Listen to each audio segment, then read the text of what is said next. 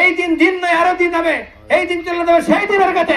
আমরা সত্য ইংরেজি থেকে আমরা দেখছি আজকে আমার জামাতের বন্ধুরা রাজনীতি করছেন, ওনাদের জীবনটাই বিরোধিতার মাঝে আছে।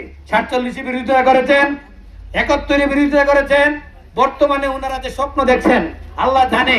এই বাংলার মানুষ তো পাগল নয়।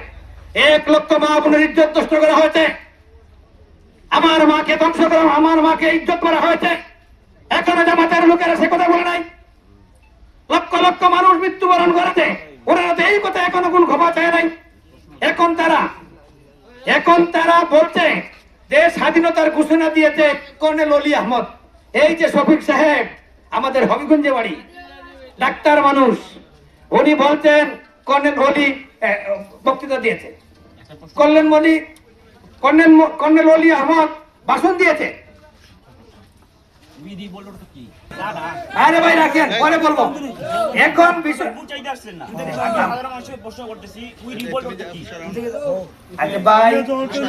পরে বলবেন। যদি আপনি জামাত করেন, আপনার নেতা কেন বললো যে কর্নেল অলি স্বাধীনতার ঘোষণা দিয়েছে, আপনি এটা বিবেচনা করেন।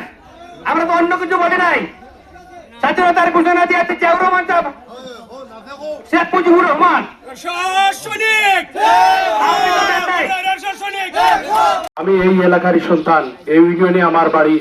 আমি শুধু সেখানের মানুষের কাছে আপনাদের পায়ে হাত রেখে বলে গেলাম, আপনারা বিষয়টা বিবেচনা করবেন। আমাদের সঙ্গে আজকে যেটা করা হলো, আমি ছোট ভাই হিসেবে তাকে এই জিনিসটা হয়তো আমরা এইভাবে নিলাম না। আমরা এরশাদ সাহেব আমাদেরকে ভালো রাজনীতি শিখিয়েছে, আমাদেরকে সন্ত্রাসের রাজনীতি শিখায় নাই, আমাদেরকে উন্নয়নের রাজনীতি শিখিয়ে গেছে, ভদ্রতার রাজনীতি শিখিয়ে গেছে। শুধু আপনাদের কাছে বলে গেলাম, আমাদেরকে প্রোগ্রামে বাধা দেওয়ার চেষ্টা করা হয়েছে। আমরা খুবই ব্যথা পেলাম। এই জিনিসটা আমরা আশা করি না। এটা ঐতিহ্যবাহী গ্রাম, এটা সানা সাহেবের গ্রাম, এটা দুদু সাহেবের গ্রাম। শুধুমাত্র আপনাদের কাছে এইটা বলে গেলাম। আপনারা সবাই ভালো থাকবেন, সুস্থ থাকবেন। আসসালামু আলাইকুম।